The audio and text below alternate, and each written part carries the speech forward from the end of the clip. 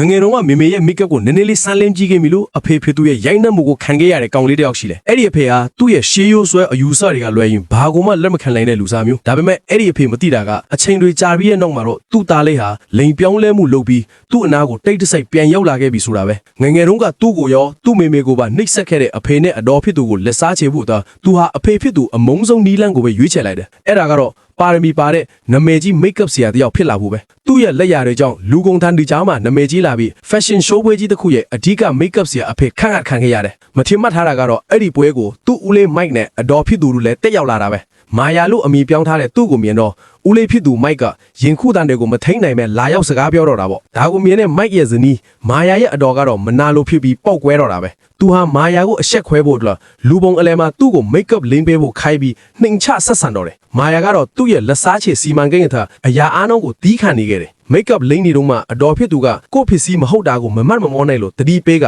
ထက်ခါတလဲရီယန်ဆော့လာတဲ့အခါမှာတော့မာယာလည်းမအောင်နိုင်တော့ဘူးမာယာကအေးအေးဆေးဆေးပဲပြန်တုံ့ပြန်လိုက်တယ်ခဏလေးငင်နေပေးပါအောင်အန်တီရဲ့ရင့်ရော်ပြီးပင်မနေတဲ့မျက်နှာကြီးကိုဖုံးကွယ်ဖို့အတွက်မိတ်ကပ်ကိုအလွာအများကြီးထပ်ဖို့လိုနေလို့ပါတဲ့အတော်ဖြစ်သူမှာတော့ဒေါသတွေထွက်နေပေမဲ့အဲ့လေတွေရှေ့မို့လို့ဘာမှလုပ်မနိုင်ခဲ့ဘူးတစ်ဖက်မှာလည်းမာယာရဲ့ထပ်မြက်တဲ့အရေးရှင်းကြောင့်နမေကြီးအေဂျင်တွေနဲ့မိတ်ကပ်ပညာရှင်တွေကသူ့ကိုစိတ်ဝင်စားသွားကြတယ်အဲ့ဒီအချိန်မှာပဲမိုက်ကသူ့နောက်ကိုလူလွတ်ပြီးချောင်းခိုင်းထားတဲ့သူ့ဇနီးရဲ့ဓာတ်ပုံတက်တွေတွေကိုတွေ့သွားပြီးနောက်တစ်ခါထပ်လို့ရင်ချက်ချင်းကွာရှင်းမယ်လို့ရာဇသံပေးကြတာထွက်သွားခဲ့တယ်အတော်ဖြစ်သူဟာကြောင်လန့်တကြားနဲ့သူ့အကိုမာယာရဲ့အဖေစီမှာအကူအညီတောင်းပေမဲ့သူ့အကိုကတော့ဘာကိုမှဂယုမဆိုင်နိုင်ရဘူးသူ့စိတ်ထဲမှာတော့ပွဲတုံးကတွေ့ခဲ့တဲ့မာယာဆိုတဲ့ကောင်မလေးကိုပဲရှာပုံတော်ဖွင့်ဖို့စိတ်ဆောနေတာအဲ့ဒီကောင်မလေးဟာသူ့ကိုယ်တိုင်ရိုက်နှက်မောင်းထုတ်ခဲ့တဲ့သူ့သားလေးမှမသိဘူးရှုပ်ထွေးလာတဲ့မိသားစုဒရာမာကြီးကတော့စတင်နေပါပြီ